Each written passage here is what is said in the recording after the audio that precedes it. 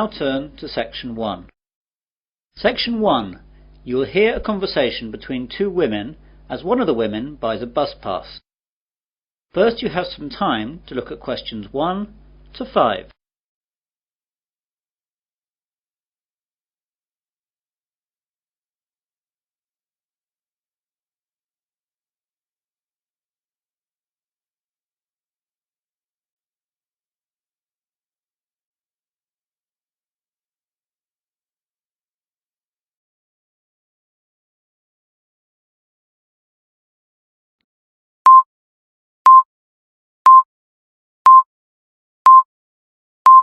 Listen carefully to the conversation and answer questions 1 to 5. Good morning, I'm here to get a student bus pass, please. Of course, madam. Do you want to buy a month bus pass, a 6-month bus pass or a year pass? Oh, just a month pass, please. Right then. I'll just have to take a few details. Yes, of course. First of all, what's your name? Natalie Jameson. And how do you spell Jameson? Jameson. Thank you. And what's your address? 45 Forest Avenue, Newlands, Adelaide. Is that Forest with 1 R or 2 Rs? Just one. And what's the postcode, please? Oh yes, it's 8490. Thanks. Now, what's your date of birth, if you don't mind me asking? Not at all, it's the 13th of May 1982. I also need to know your telephone number here in Adelaide. OK, I just need to check that as I only moved here last week. Now where is it? Here we are. It's 6249 7152. Do you need a code or anything? Oh no, that's okay, thank you. Can I see your university card, please? Yes, here it is. Good, that's fine. Now, for which zone do you need a pass? Well, I'm not sure. I was hoping you'd be able to help me as I don't really know my way around here yet. As you know, I live in Newlands and I have to get to the university campus in the centre of town every day. Well, the university is in Zone 1 and Newlands has 2 zones. The side nearer to the town centre is Zone 5, but the far side is Zone 6. What road is it that you live in again? Forest Avenue. Let's see on this map. There it is. The nearest bus stop is in Zone 5. That's lucky. Zones 1 to 6 are $15 more expensive. Great. Make the pass out for zones 1 to 5 then, please. Before the conversation continues, you have some time to look at questions 6 to 10.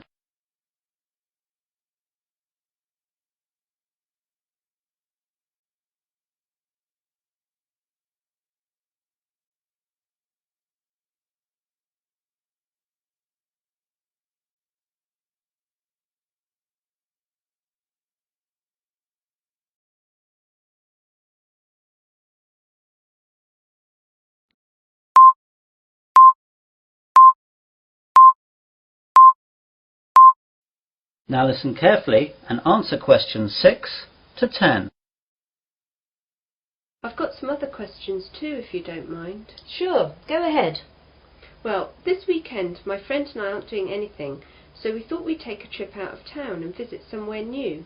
Does the bus service run any trips like that? Yes, we've got a selection of trips. I'll tell you about some of them. Thanks. Right. The first one goes up to MacDonald Nature Park. The bus leaves at 8 o'clock and takes about 2 hours to get there, and leaves for the return at 4:30 in the afternoon. Once there, you can walk around the nature trails. It's really nice, and the MacDonald River runs through there, and that's really beautiful, so take a camera with you. Then there's the Pearl Bay trip. The bus leaves at 9 a.m. and goes up the coast to Pearl Bay. How far is that? It's an hour away. Once there, you can walk along the cliffs up to Rocky Point, which has a famous view up the coast. Or you can just lie on the beach and swim. Don't forget to take your swimming gear and a towel. The water's pretty safe there and there are always lifeguards. The bus arrives back in Adelaide at 5 p.m. That sounds nice. What else? Well, there's the Huron Gold Mine. It's just a half-day trip, leaving here at 9:30 a.m. and arriving back at 2 p.m. It only takes half an hour to get there, which is good. It's an old worked-out mine that has changed into a sort of museum. They have all the old equipment, and a guide takes you round some of the tunnels and shows you some of the techniques they used to use. You might even find some gold they missed. Yeah, I could do with that.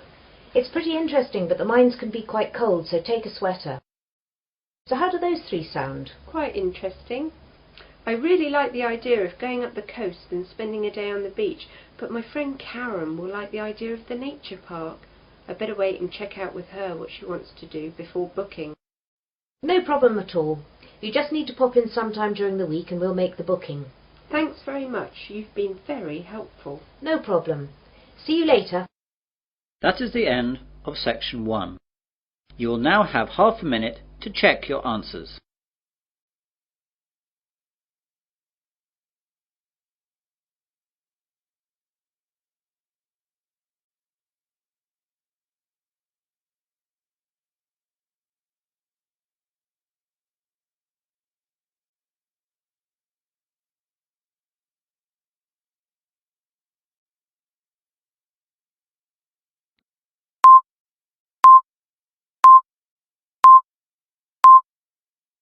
Now turn to section 2.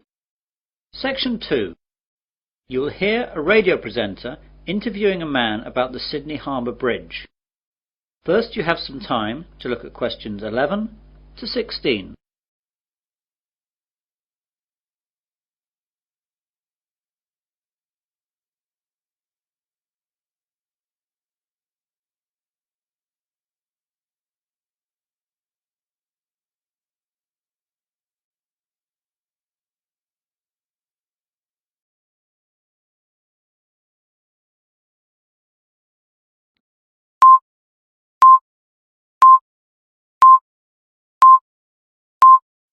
Now listen carefully to the interview and answer questions 11 to 16.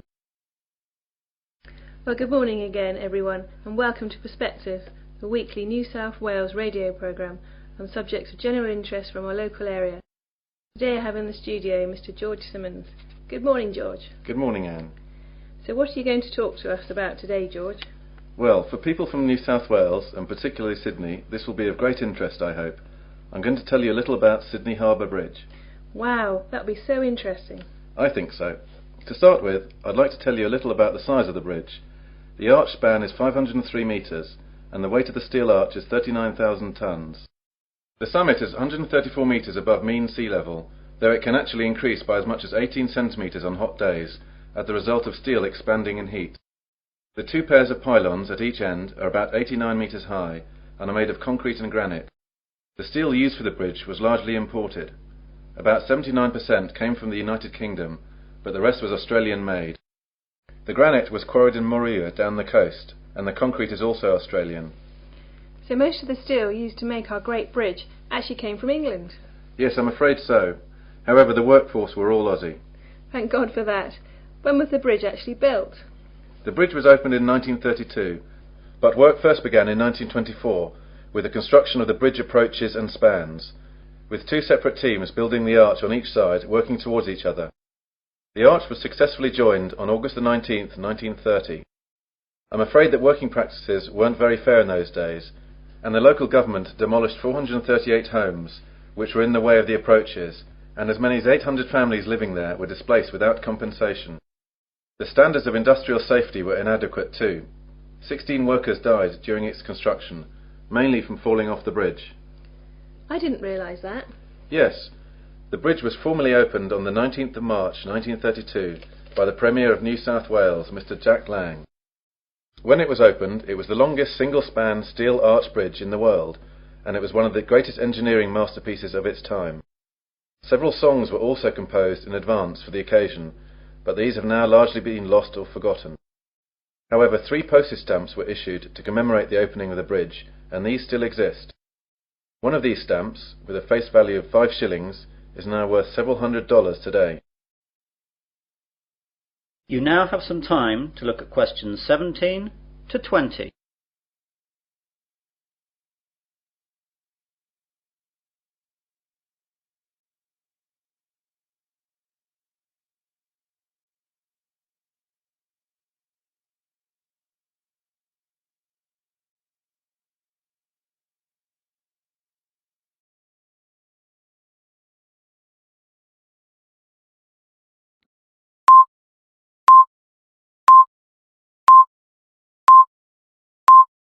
Now listen to the rest of the interview and answer questions 17 to 20.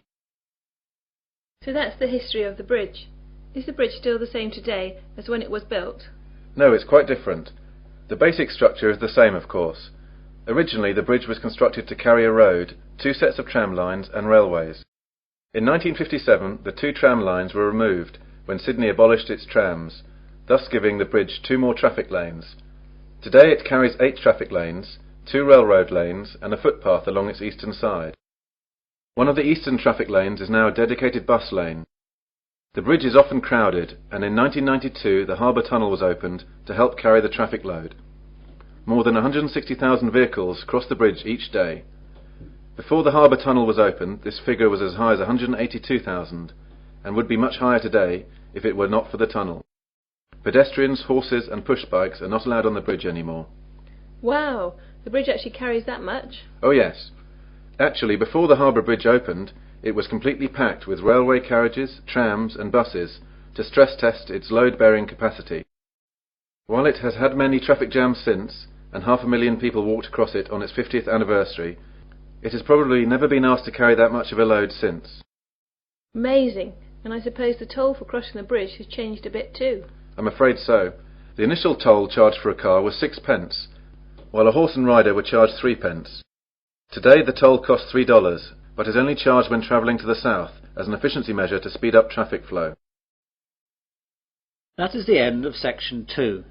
You will now have half a minute to check your answers.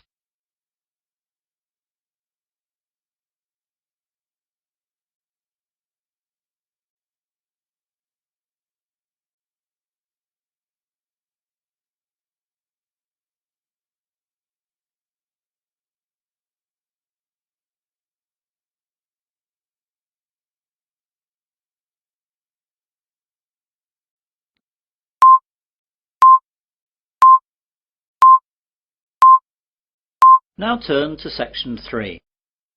Section 3. You will hear 3 students discussing a survey they are going to do. First you have some time to look at questions 21 to 27.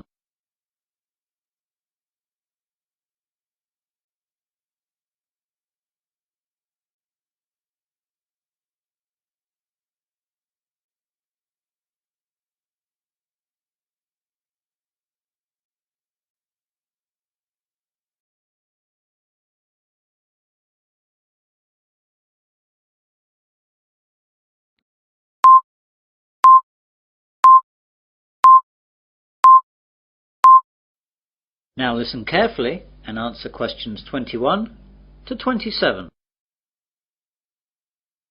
Hi Mel, hi Laura, sorry I'm a bit late. I got held up by the bus, it just didn't come for ages. Don't worry, you're only a couple of minutes behind and we've only just been chatting. Right then, we're here to organise the survey that we're going to do. Mel, you said that you discussed with Professor Donald Walker what type of survey we were going to do. Yes, I spoke to Professor Walker 2 days ago, and I told him that the surveys we were considering were a telephone survey, a street survey and a mail survey. He thought that the phone one would be too expensive for us and the postal one would take too long, so we decided we should do the street one. I think that's right. If we do the street one, then we can get the whole thing done in one day and we can get on with analysing the results. Yes, that's right. Now there are some other things that Professor Walker wanted to know about. How big should the survey be? Well, the ideal figure for a survey such as this should be about 1,000 people, but that will take us about a month to get that many people and we just don't have that much time. On the other hand, if we just choose 100 people, the survey won't be statistically significant. So what about something in the middle? What about 600? Still too many. That'll take us ages. 400? Let's split the difference and say 500. Okay. And how many questions? If there are too many, we'll just have the same problem. Professor Walker said we should have no more than 10 or people get bored. 10 then? I think even fewer. 8.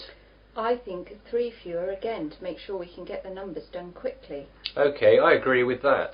I'm not sure, but I suppose so. You now have some time to look at questions 28 to 30.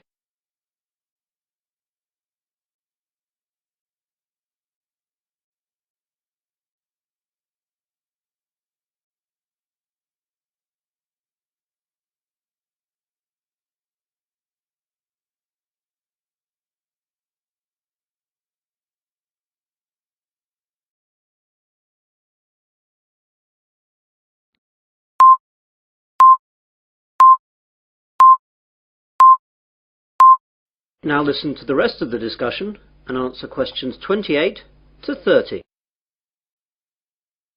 Now, Professor Walker asked where we were going to do the survey. Does he want to avoid that area then? Probably.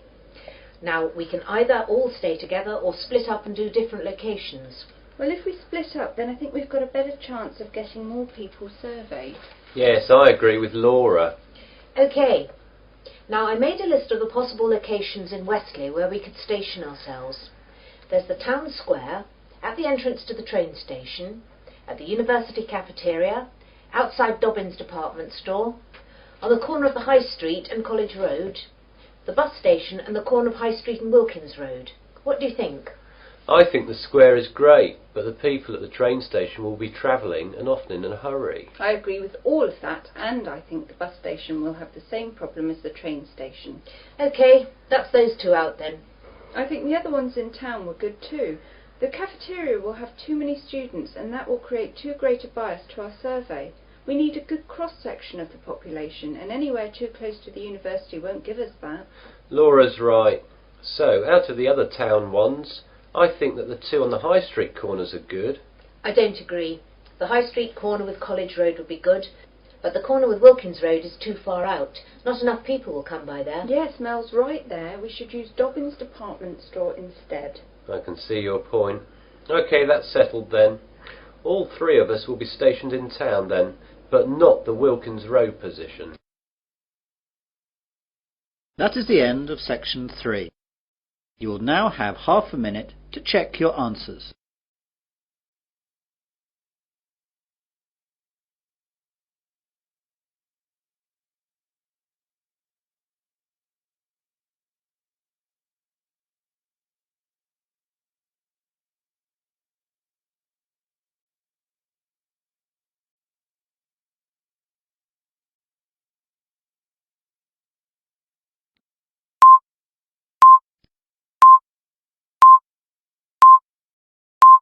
Now turn to section 4.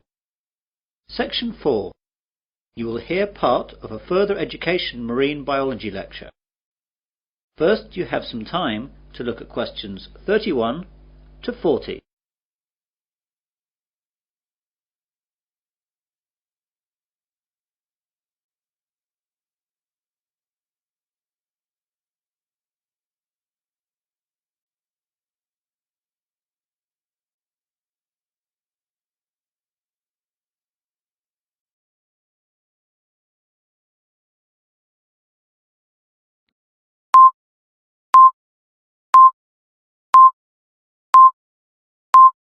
Now listen carefully and answer questions 31 to 40. Good morning, everyone, and welcome to this further education lecture on marine biology. Today, we're going to look at the coelacanth. The discovery of the coelacanth has been compared to finding a dinosaur walking around today over 85 million years after it went extinct. The story began a few days before Christmas in 1938. When the first living coelacanth was discovered off the east coast of South Africa, at the mouth of the Chalumna River. The fish was caught in a shark gill net by Captain Goosen and his crew, who, recognizing the bizarre nature of their catch, alerted the local museum in the small South African town of East London. The director at the East London Museum at the time was Miss Marjorie Courtney Latimer, after whom the coelacanth was eventually named. Miss Courtney Latimer offered bounties to fishermen for unfamiliar fish. It was Miss Courtney Latimer who alerted the prominent South African ichthyologist Dr. J. L. B. Smith, who initially identified the fish, and subsequently informed the world about this amazing discovery. This first coelacanth led to the discovery of the first documented population off the remote Comoros Islands between the mainland of Africa and Madagascar. For 60 years, this was presumed to be the only coelacanth population in existence. Originally, it was a concern that the coelacanth might have a very limited range, and that overfishing along the Comoros Islands might wipe it out. However, scientists were amazed when, on July the 30th, 1998, an American scientist discovered a coelacanth population in Indonesia. Dr. Mark Erdmann was on a honeymoon trip to the area investigating a coral reef research site when he spotted a strange fish being wheeled into the fish market. He recognized the fish as a coelacanth and snapped a picture before it was sold. Dr. Erdmann's subsequent research revealed that the people from Sulawesi had a name for it: Raja, King of the Sea. The Sulawesi coelacanth colony is about 10,000 kilometers east of where the coelacanths were previously known to occur in the western Indian Ocean. Both Sulawesi and Comoros coelacanths are quite different from all other living fish. But perhaps the most interesting feature of the coelacanth is that it has paired lobed fins, which move in a similar fashion to our arms and legs. Coelacanths also have an extra lobe on their tail and a vertebral column that is not fully developed. They are the only living animal to have a fully functional intercranial joint, a division that separates the ear and brain from the nasal organs and eye, and allows the front part of the head to be lifted when the fish is feeding. The brown Sulawesi coelacanth and the steel blue Comoros coelacanth share these unusual characteristics. The discovery of the coelacanth in 1938 is still considered to be the zoological find of the century. This living fossil comes from a lineage of fish that was thought to have been extinct since the time of the dinosaurs. Coelacanths are known from the fossil record dating back over 360 million years, and peaked in abundance about 240 million years ago. Before 1938, they were believed to have become extinct approximately 80 million years ago, after mysteriously disappearing from the fossil record. How could the coelacanth disappear for over 80 million years, and then turn up alive and well in the 20th century? The answer seems to be that fossil coelacanths appeared to live in environments with clay sedimentation with plenty of volcanic activity. Modern coelacanths, both in the Comoros and Sulawesi, inhabit caves and overhangs in vertical marine reefs at about 200 meters, environments not conducive to fossil creation. In 1991, scientists got a better understanding of the fish when the Comoros got their independence from France, and French restrictions on research were lifted.